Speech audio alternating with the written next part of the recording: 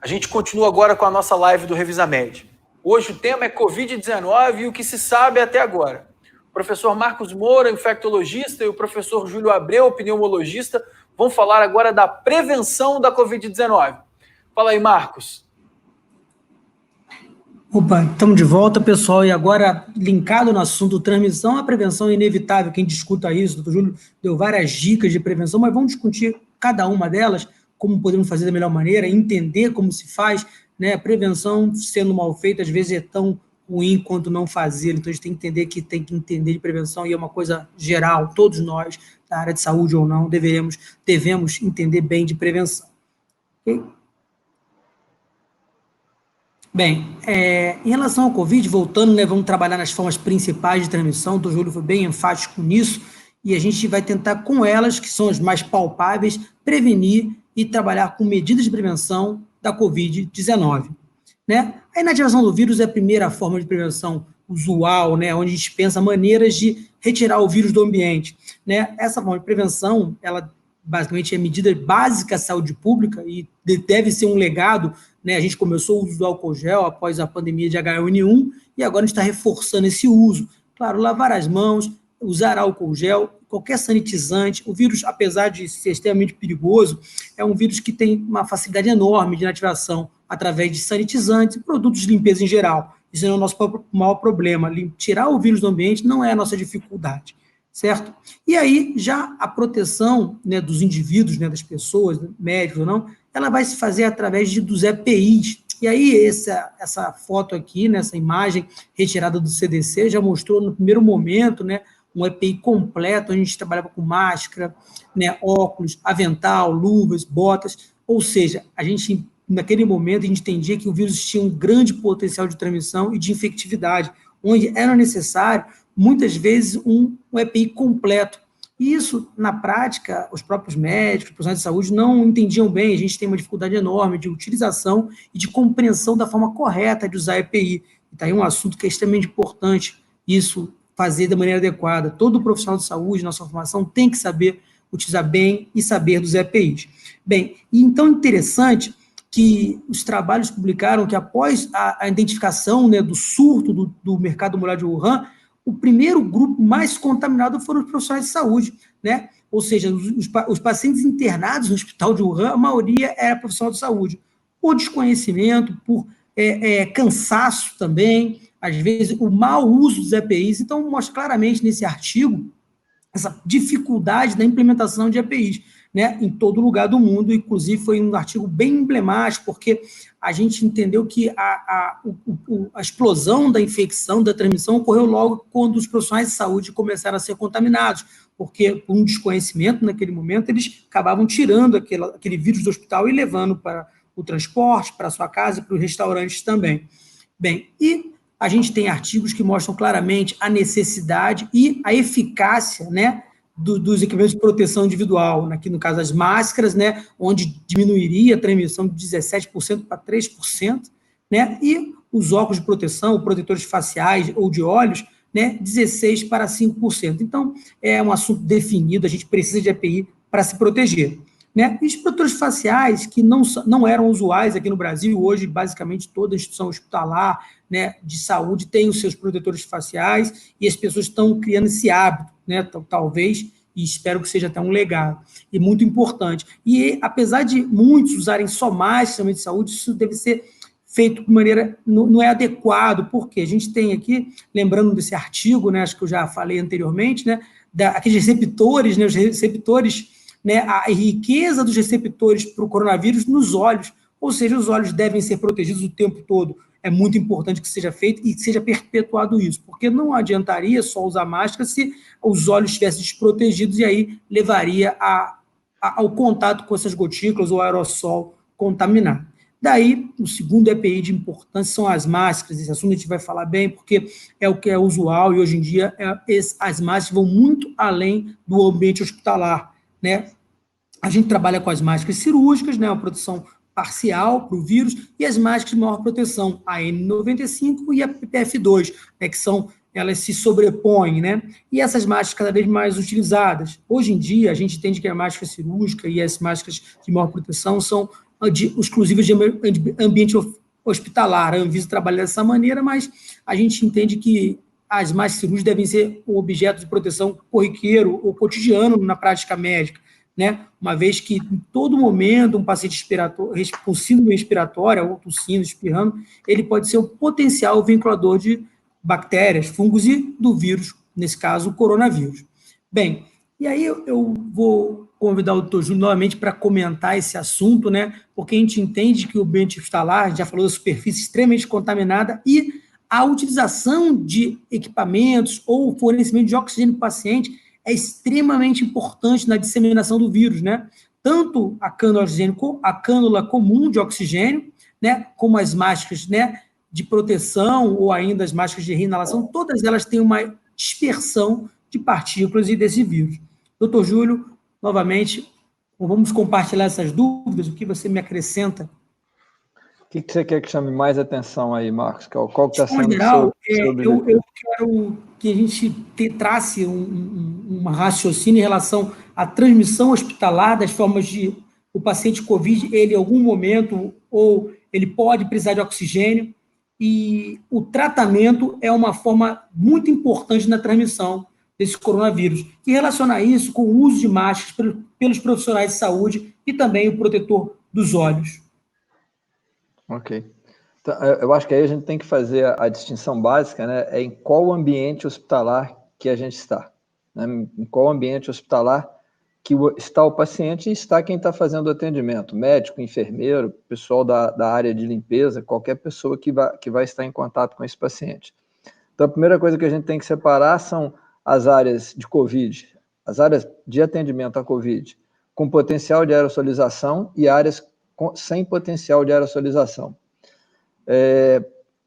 Voltando, né, a diferença, né, para quem de repente não está tão atento ou não viu a primeira parte da diferença do aerossol para a gotícula. O aerossol é uma partícula menor do que 10 a 5 micrômetros, né, basicamente menor do que 5 micrômetros, tem um maior potencial de ficar em suspensão no ar, e ele precisa, para poder evitar de ser inalado pelo paciente, de uma máscara que tenha uma maior aderência ao rosto, né, que não permita passagem do ar, porque ele está numa partícula muito pequena, enquanto que a gotícula ela não vai ser absorvida, não vai ser inalada, os aerossóis podem ser inalados. Então, nós vamos ter que ter, nos ambientes onde há aerosolização, a máscara de proteção, a máscara básica de proteção é a máscara N95.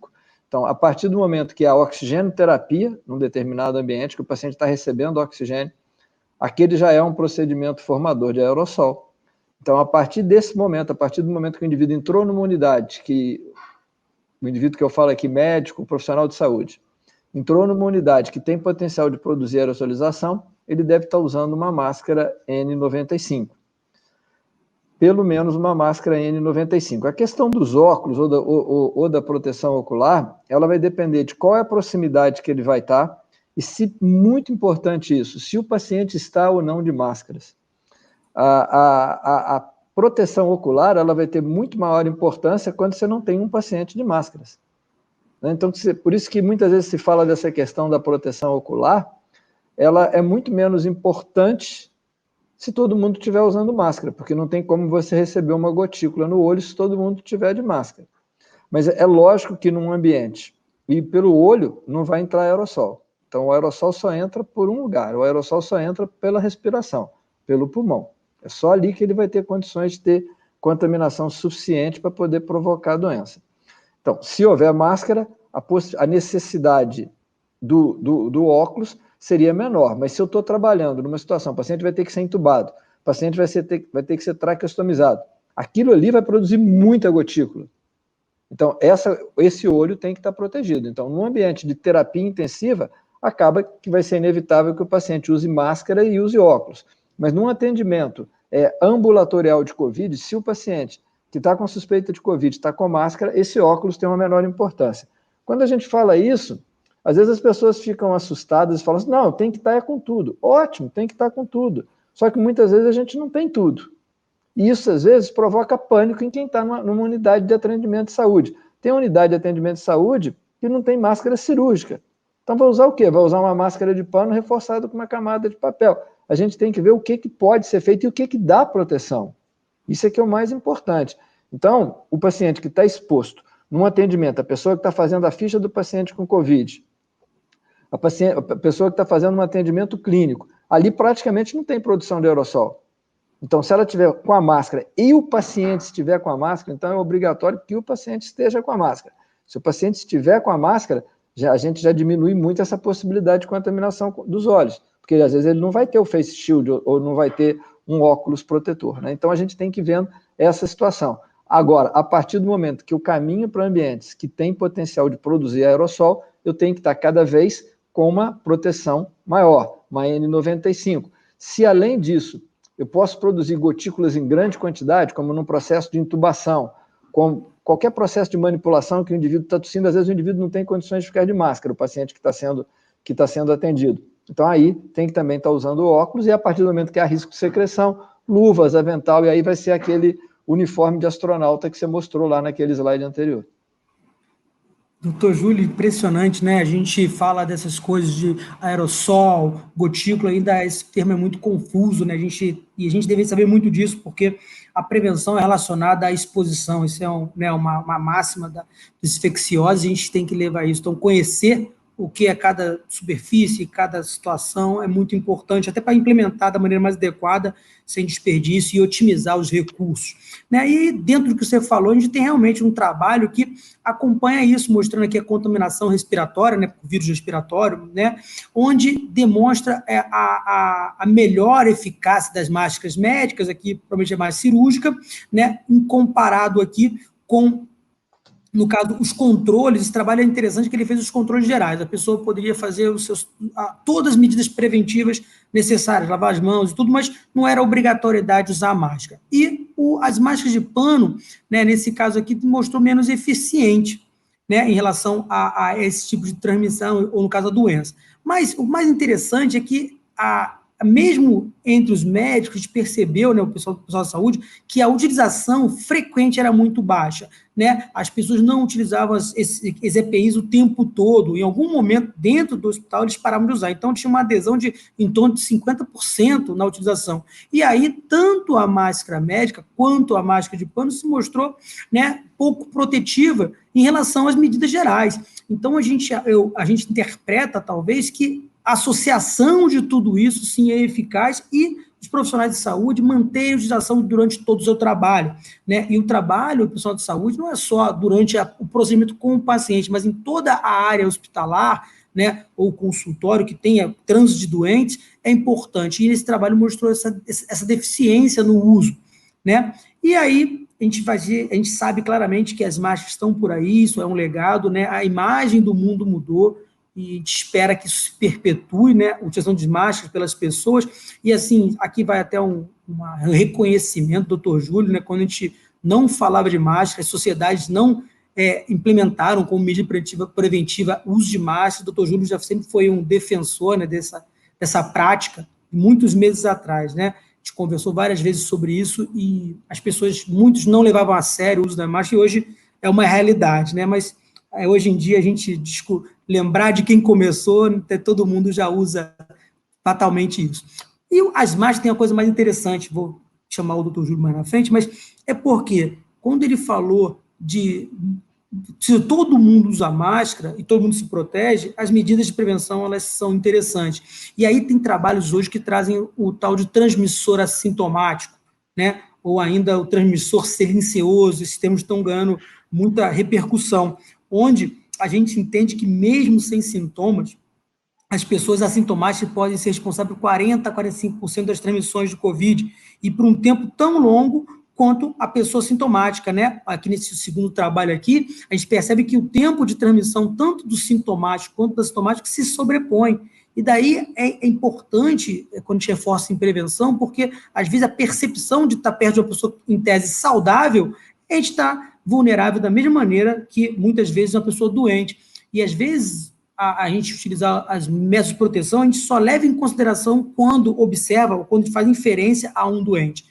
né? E isso claramente mostrado, né, nesses gráficos de número de casos no mundo, onde os países onde tiveram menor contaminação, né, são os países como Hong Kong, Singapura e Japão, são aqueles que o uso da máscara é corriqueiro, né? As pessoas já têm esse hábito, que a gente chama aqui no Brasil de higiene, ou etiqueta respiratória, né, onde uma pessoa que tosse, espirra, no coletivo ela deveria usar máscara, né, para não expor os colegas. E aí a gente ganha força o uso da máscara de pano, né, que não só a cirúrgica, mas é uma máscara é tão protetiva quanto, se feita ou elaborada da forma adequada, né, e isso seria muito importante. Esse é um tema extremamente importante, o Júlio já defendia isso há muito tempo, e os trabalhos mostram claramente, trabalhos desse ano, né, que o uso da máscara, a adesão à máscara está relacionada diretamente à proteção e eficácia dela, né, e muitas vezes, né, a gente colocava com certo preconceito o uso de máscara de pano, uma vez que não era um produto hospitalar ou de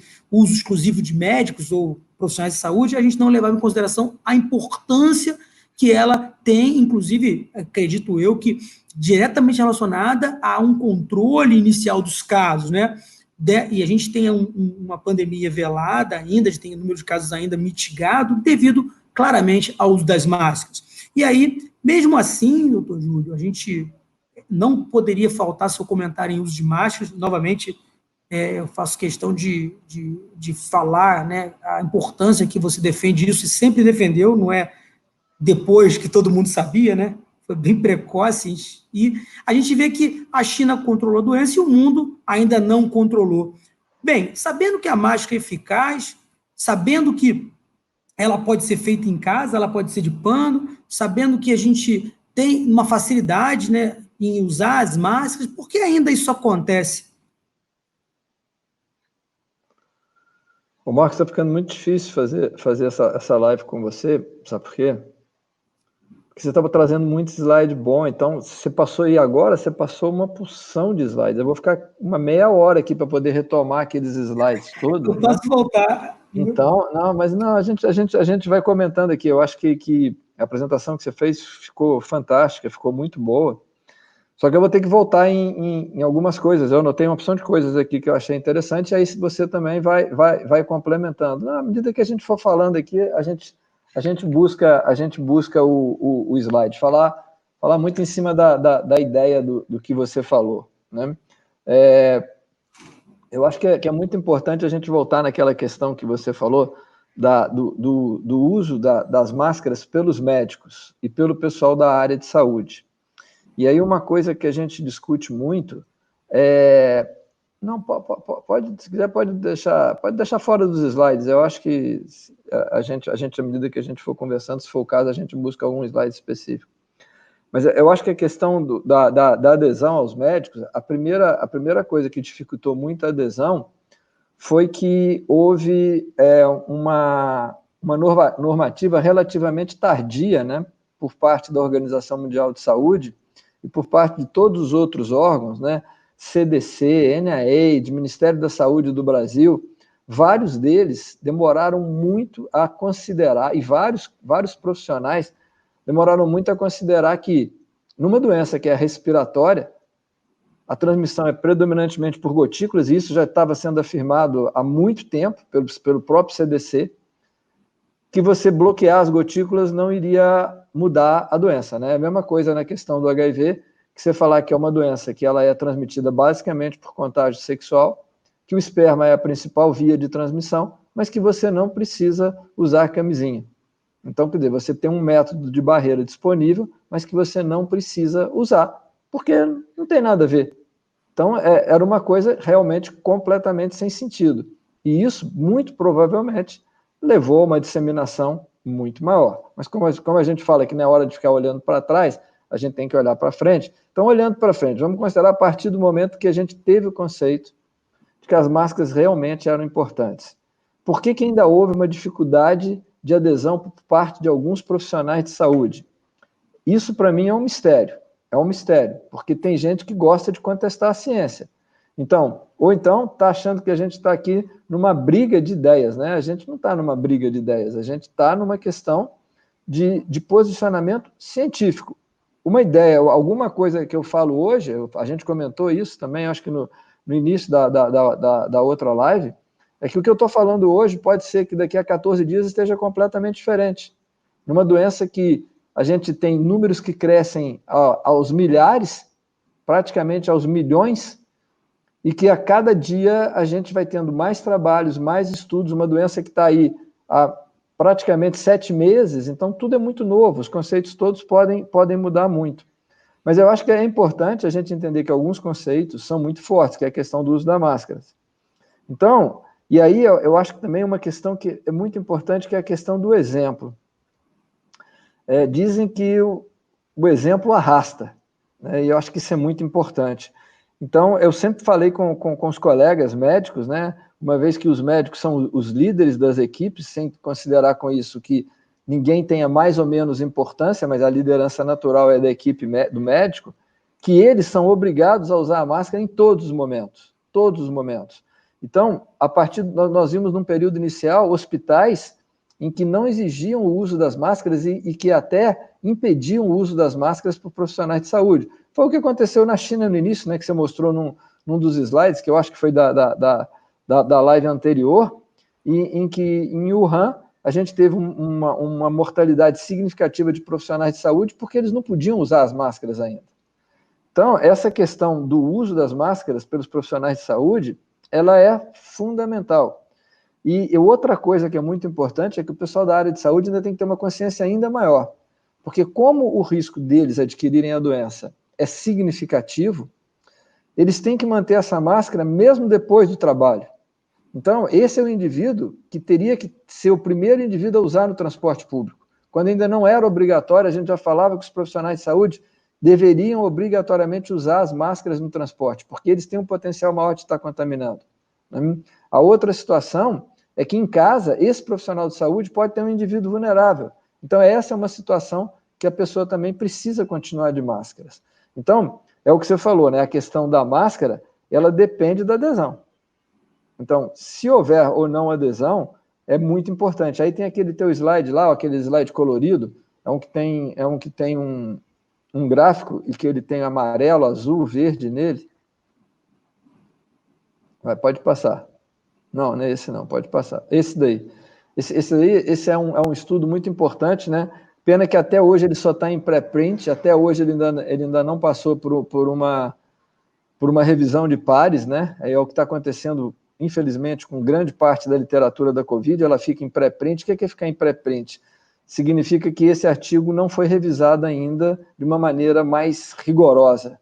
Então, a gente tem que tomar muito cuidado com o que a gente fala, com o que a gente vai falar baseado nele. E nesse slide aí amarelo, o que ele mostra é que, amarelo, azul, verde, né, esse slide colorido, é que à medida que eu tenho uma adesão das máscaras em torno de 50%, né, se eu considerar a eficácia das máscaras, se você puder ir passando aí o mouse para mim, onde está a eficácia das máscaras, e a gente pegar o ponto de 50%, aí, e tiver uma aderência de 50%, a gente já reduz o R para em torno de 1. Olha lá, na área azul do R. Então, você vê, a gente sai do R0, do RT, a gente sai do R0, do RT de 2,5, que é a média, 2,5 a 3,5, só com as máscaras a gente iria para um R em torno de 1. Tá aí, ó, mais para cima. Tá? Então, esse estudo ele ainda depende de uma comprovação, mas a gente sabe que ele é um estudo muito importante defendendo a questão da eficácia das máscaras, e a eficácia das máscaras não só do ponto de vista de gotículas, mas também de aerossóis. Então, essa é aquela questão que você falou, reforçar a questão da etiqueta respiratória, que a etiqueta respiratória, além do uso da máscara, né, é você colocar o antebraço, né, mesmo quando você está com a máscara, porque mesmo de máscara, na hora que você tosse, em função da força da tosse, da força do espirro, a máscara vai soltar uma parte das partículas, por isso que as máscaras não dão 100% de proteção. Se eu faço isso aqui, mesmo com a máscara, eu reduzo muito essa possibilidade de contaminação do ambiente. Então, essa aí é a questão das máscaras, que eu acho que foi muito importante de discutir. Depois a gente pode voltar a alguma coisa quando tiver dúvida. E eu acho que é muito importante também falar, já que você mostrou muito slide, por isso que eu estou falando muito, é aquela questão do que é o assintomático o sintomático e o pré-sintomático, né? Quando você mostrou um slide aí de assintomático e sintomático. O que é o assintomático? O assintomático é o indivíduo que ele não vai apresentar doença, não vai apresentar sintoma, desculpe, não vai apresentar sintoma ao longo de toda a doença dele. Então, como a gente sabe que esse indivíduo teve a doença? Ele pode ser identificado num teste direto, ele pode apresentar uma PCR positiva, mesmo sendo assintomático. E é isso que a gente tem feito hoje, né, o que deveria estar sendo feito hoje, principalmente nos locais, nos ambientes onde a gente tem mais vulneráveis, que são principalmente as casas, os hospitais dedicados a idosos, as casas de repouso. Então, o indivíduo pode estar assintomático e ter uma PCR positiva, ou ele pode ser identificado depois por exame sorológico, mas aí já é uma coisa mais complexa. E ele pode passar o curso todo da doença sem desenvolver nenhum sintoma respiratório. Então, a gente só sabe que ele teve a doença porque a PCR dele foi positiva. Aí, a gente tem os pré-sintomáticos. O pré-sintomático é aquele que a gente achava que ele ia ser assintomático, mas num determinado momento ele começou a ter sintomas. A gente tem um exemplo clássico atualmente de um indivíduo que passou de assintomático para pré-sintomático. É uma figura importante e tudo. Como eu não gosto de citar nomes, eu não vou falar quem que é.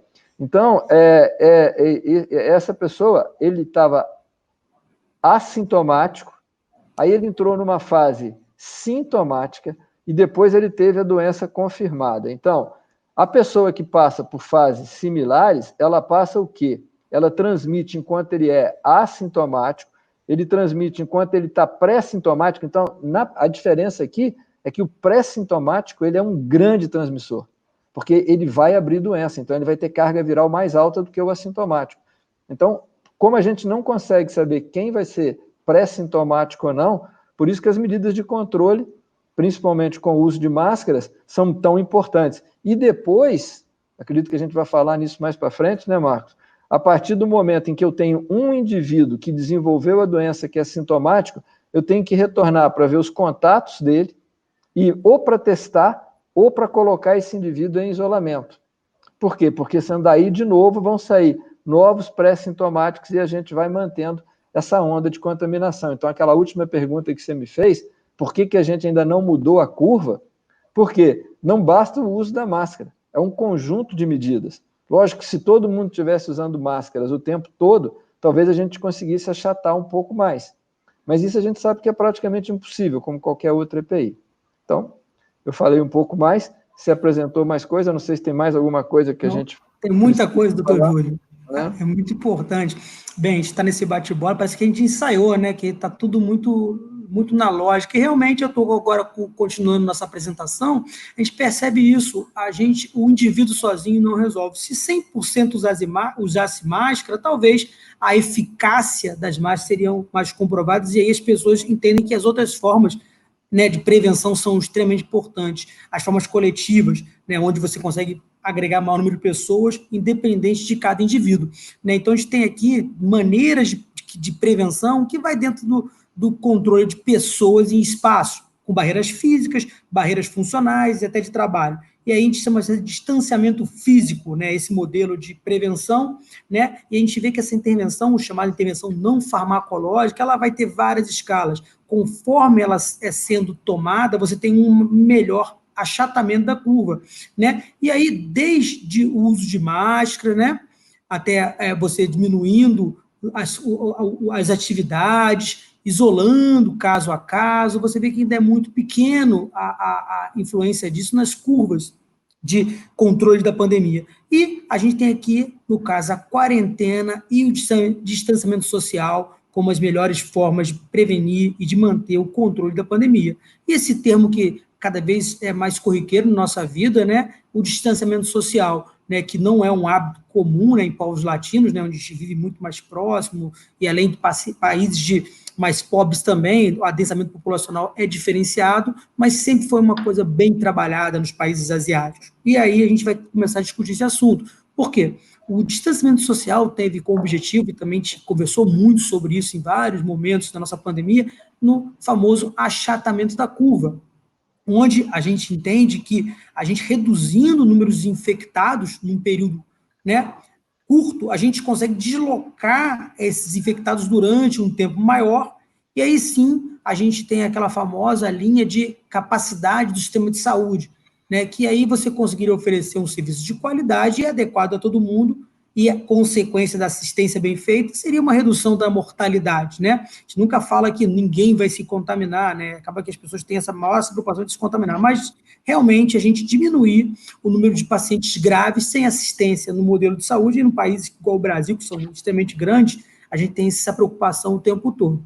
E esse modelo achatacurva já foi estudado por vários, né, autores, vários pesquisadores, e percebe claramente que você mantendo, né, quarentena, ou você fazendo um distanciamento moderado, você consegue controlar, ou seja, você tem um equilíbrio entre pessoas doentes, pessoas recuperadas e pessoas saudáveis, né? E quanto maior esse isolamento, maior esse distanciamento entre doentes e saudáveis, o que é interessante, né? Esse modelo já foi estabelecido nos Estados Unidos, na época da gripe espanhola, onde observou que as cidades que tiveram o maior pico da doença foram aquelas, e consequentemente maior mortalidade, foram aquelas que não fizeram isolamento adequado. As que fizeram maior isolamento, né?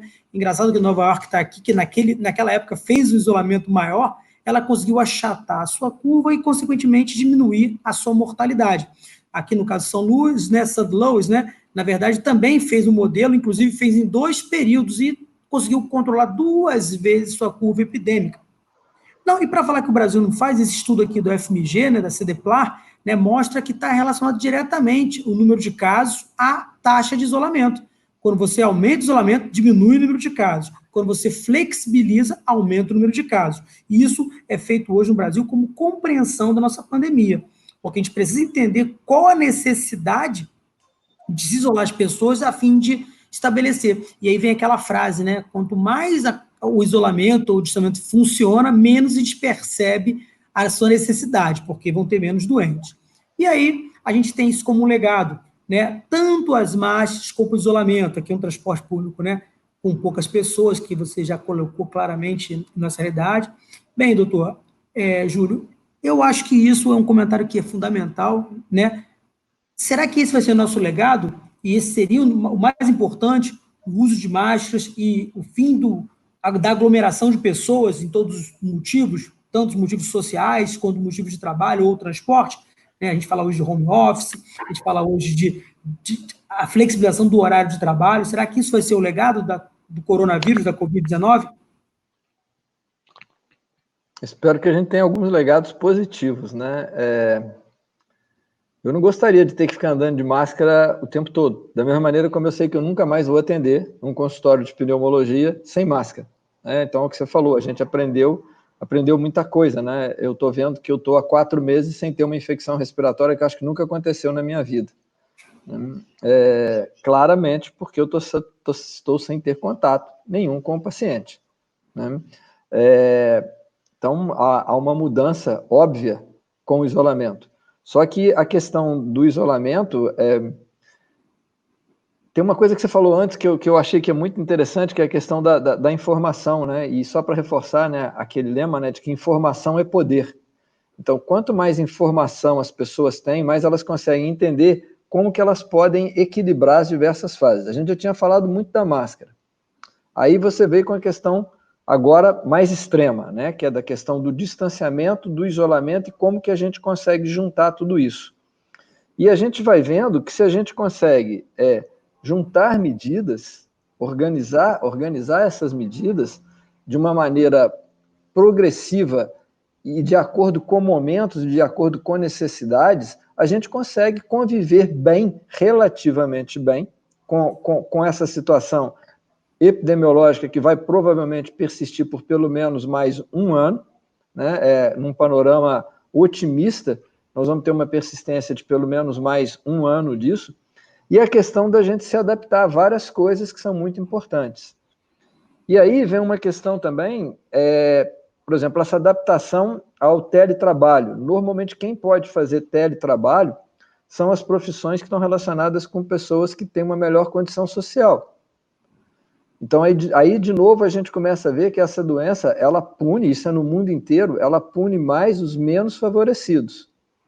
Começa a punir pelo transporte público. E depois vem na sequência, né, que são pessoas que trabalham em atividades que não tem como elas fazerem teletrabalho.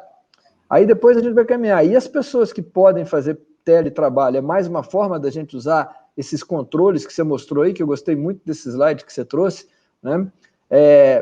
Redistribuir responsabilidade para reduzir os contatos. A gente está vendo que tem escritórios americanos que as pessoas pararam de uma pessoa e ir à mesa da outra. Quando ela precisa falar, ela vai usar algum meio de comunicação, alguma plataforma de vídeo para ela estar se falando com uma pessoa que às vezes está no mesmo andar do que ela. Às vezes está próxima dela. Então, essa questão da necessidade da proximidade física que a gente tinha, isso, com certeza, eu acho que isso é um legado positivo, até porque você pode trabalhar em qualquer lugar que você estiver. Eu estou aqui na minha casa, você está aí no estúdio, e a gente vai estar trabalhando aqui da mesma maneira. Eu estou trabalhando da minha casa há 3 a 4 meses, fazendo atendimento, trocando ideia com vários colegas. Então, às vezes a pessoa pergunta, você está na linha de frente? Lógico que eu estou na linha de frente. O meu risco de contaminação está baixo, mas eu estou na linha de frente. Eu estou na linha de frente porque eu estou vendo uma porção de casos, eu estou ajudando uma porção de gente. Isso está na linha de frente. É discutir as medidas como a gente está fazendo, sem ter necessidade desse contato. Então, a gente pode sim aumentar essa flexibilização do distanciamento social. Ele não precisa. Então, o que a gente nota ainda é que tem muita gente que não precisa fazer coisas que são presenciais, fazendo coisas presenciais, e que nesse momento elas podem se preservar com relação a isso. E aí vem aquela questão que está sendo muito discutida agora nos Estados Unidos, eles estão com muita preocupação com isso, porque agora eles estão no verão, mas como eles lá costumam pensar antes da gente aqui, né, eles já estão preocupados quando eles entrarem no inverno, que aí os ambientes vão ficar muito fechados. E outro dia eu vi uma discussão super interessante, outro dia não, foi hoje, que eu estava vendo uma entrevista com o editor do JAMA, o editor-geral do JAMA, com a chefe do departamento de infectologia da Universidade de Harvard. Vale a pena depois procurar no YouTube o nome dele é Dr. Balkner, e a conversa dele hoje foi com a Rochelle Walensky, que é a chefe de doenças infecciosas. Vale a pena colocar isso no WhatsApp, né? Dr. Balkner e Rochelle Walensky, com W, para poder ver essa entrevista, né? A maneira como eles abordam essa discussão. Então eles já estão preocupados com o ambiente fechado. E aí o que ela comentou foi o seguinte: por que está tendo tanto caso hoje na Flórida, se a Flórida está no verão?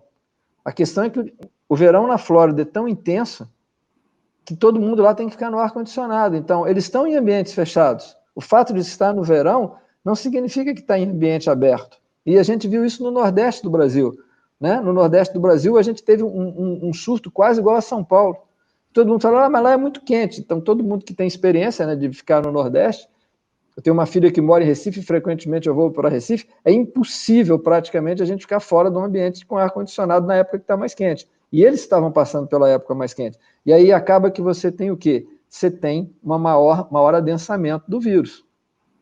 Se tem mais gente nesse ambiente, maior possibilidade desse adensamento. Então, tudo isso tem que ser pensado, né, para a gente poder não ter que chegar ao extremo que é do isolamento total, né, do lockdown, a gente chegar a uma condição de lockdown. Se todo mundo for agregar um pouco de consciência, a gente pode manter a economia funcionando. Você vê que houve um crescimento significativo da economia do mês passado para esse mês. Em alguns locais, de uma maneira irresponsável, mas em muitos locais, de uma maneira responsável. Se você for ver na nossa cidade, eu acho que nós estamos fazendo um trabalho super bem organizado. Nós não esgotamos a nossa capacidade hospitalar em nenhum momento. E a gente está voltando às atividades. Então, a gente está fazendo uma coisa, é o que você falou, né, Marcos? De olho nas duas situações. Eu posso ter que andar para frente, eu posso andar para frente um pouco mais, mas eu posso ter que voltar. E aí é o que você mostrou a eficácia dessas outras medidas, né? Você falou que parece que está ensaiado, né? Mas não é uma questão de estar ensaiado, é uma questão que você está estudando muito, eu estou estudando muito, então não tem como da gente falar muita coisa diferente, e uma coisa complementa a outra, né? Eu acho que eu vou querer seus slides depois, e depois eu posso também te passar alguns slides interessantes. É uma troca de ideias que eu acho que funciona muito bem. Acho que a gente está, modéstia à parte, eu acho que a gente está indo muito bem, né, Marcos? Muito obrigado, doutor. Muito feliz. Então, a gente vai ficando por aqui. Esperamos que o legado seja realmente a conscientização, a empatia das pessoas, de forma geral. A gente se protege para proteger o outro e é fundamental que tenha esse raciocínio. Ninguém faz prevenção ou se isola por si só, e sim por todo um coletivo. E isso que às vezes a gente pensa que está faltando, né, em algum momento. Né, se você puder ficar em casa, puder evitar aglomeração, evite, né, e se não puder, que aquilo não seja uma forma de divulgação, né, a gente, como profissional de saúde, a gente sempre tem essa responsabilidade imputada o tempo todo, né, mas a gente também tem que entender que muitas pessoas precisam, às vezes, ter algum contato social ou, às vezes, um contato coletivo, e nem por isso ela está quebrando. Então, cada um faz a sua parte e, assim, a gente reconhece as limitações, né, e os problemas de cada um. Ok, doutor Júlio? Agora a gente fica com um intervalo e a gente volta já já. Marcos, Ok, doutor Júlio? Marcos, eu recebi aqui, na hora que você estava, como você que estava coordenando, o pessoal me passou aqui uma série de dúvidas de pessoas que foram entrando e foram perguntando. Você acha que a gente entraria com essas perguntas? Podemos ter um tempo para responder? Você quer ver aí com o pessoal do estúdio se a gente tem realmente tempo para responder essas perguntas, algumas perguntas? Ok, a gente pode fazer assim. Você quer fazê-las? Eu não estou tendo acesso às perguntas Eu aqui. estou com acesso a algumas perguntas aqui, aí o pessoal do estúdio vai vendo qual que é o tempo, né, que a gente tem para poder responder essas perguntas. Tá? Então, Primeiramente, agradecer, né, quem está assistindo a gente ao vivo aí, e a gente faz questão de colaborar dentro da nossa possibilidade de ajudar nessas dúvidas, né? A gente tem... eu vou colocar, então, as dúvidas e você vai vendo se quem que responde. Né? Uma questão que está aqui é: a máscara é para proteção do outro ou a máscara é para sua proteção? Doutor Júlio, que podia responder essa. Eu acho que a gente se protege para proteger o outro também, né? Porque se eu uso máscara, eu não contamino e também não sou contaminado. E se isso é maximizado quanto mais pessoas usarem máscara, né? A gente entende que a proteção individual ela tem pouco efeito quando poucos indivíduos a fazem, mas se mais indivíduos têm proteção, mais eficáceis as proteções individuais e, consequentemente, a máscara. Perfeito. A outra é se máscara aumenta a retenção de gás carbônico. Doutor, essa informação é muito relacionada a quem pratica atividade física, né, de retenção, tanto de gotículas e gás carbônico, seria prejudicial ou não. Existem relatos, eu não li ainda nada, um estudo, né, definitivo sobre isso, mas realmente incomoda. Agora, em relação à taxa de gás carbônico, eu não tenho essa informação. Você teria, doutor Júlio? Essa questão já foi discutida antes, né? Até porque teve um vídeo, né, desse material todo que está circulando na internet, né? Em que você tem várias pessoas que se dizem especialistas e começam a falar sobre um assunto que elas não têm a menor noção. Tem alguns falando sobre máscaras, né? Tem alguns posts sobre máscaras mostrando retenção de CO2, e tem também que uma pessoa fala que a retenção de CO2 vai acontecer numa tal intensidade que vai provocar acidose respiratória, e que essa acidose respiratória facilitaria a propagação, a contaminação pelo vírus e aumentaria a gravidade da doença. A gente que é pneumologista, a gente sempre morre de rir, né, quando a gente ouve alguém falar, né, que alguma coisa vai aumentar o gás carbônico e a pessoa vai continuar usando aquilo. Seria uma questão, né, como também falou um político de uma outra ala, né, um autossuicídio, né, como seria você pegar um saco plástico, pensa bem, você pega um saco plástico, você coloca na frente do seu rosto, né, cobre o seu nariz e a boca, e você vai ficar reinalando aquilo ali até você morrer. Você acha que você consegue? Não consegue. Por quê? Porque o estímulo mais potente que tem para o centro respiratório é justamente o CO2. Por isso que quando a gente mergulha depois de um determinado momento, que você está em apneia, você sobe para a superfície igual um desesperado. Por quê? O teu centro respiratório está no estímulo máximo. Então, ainda que a máscara provoque algum desconforto, para algumas pessoas ela provoca mais uma situação claustrofóbica, o nível de retenção que ela promove de gás carbônico é mínimo, jamais vai provocar acidose respiratória. Se fosse assim, nenhum profissional de saúde ia aguentar usar a N95, porque as máscaras, elas são o quê? elas são respiráveis, elas não são feitas de um material que não permite a respiração. E, além de tudo, você pode tirar, né? Você tira na hora que você quer, né? É a diferença, inclusive, que a gente faz, né? Que a gente costuma brincar também, que é a mesma diferença entre você estar numa situação de jejum e numa situação em que você está sem ter acesso à alimentação. Quando você está numa situação de fome planetária. Então, quando você está numa situação, ou em algum determinado ponto em que a pessoa está passando por uma situação de starvation, né? Sem ter acesso à alimentação, porque nesse momento você não consegue ter o alimento nem que você queira. O jejum que você está fazendo é uma coisa que você interrompe na hora que você quer. Então, com o gás carbônico é isso. Se você notar que está te incomodando, não vai incomodar, você tira. Aí o que a gente tem que separar são as pessoas que têm doença respiratória grave e doença cardiológica grave. Porque a máscara, ela aumenta a resistência respiratória. E para algumas pessoas, esse aumento de resistência respiratória vai provocar um grande aumento do trabalho respiratório, e aí sim, essas pessoas podem entrar numa falência respiratória. Então a gente tem que saber distinguir, mas para a grande maioria do povo, não tem problema de usar. Os chineses e os japoneses, eles fazem inclusive atividade física a longo tempo, né, usando máscaras, por causa da poluição. Entendo que acaba sendo um hábito também, né, doutor Júlio? Então, a gente vai para o intervalo agora e retornamos em breve com mais assuntos sobre Covid-19. A gente chegou ao final do nosso bloco sobre prevenção. Bom, né, pessoal? É importante a gente entender isso. Os professores do Revisamed vão te ajudar demais nisso. Não sai daí, fica ligado com a gente, daqui a pouquinho tem mais, e o tema daqui para frente é diagnóstico clínico e laboratorial da Covid-19.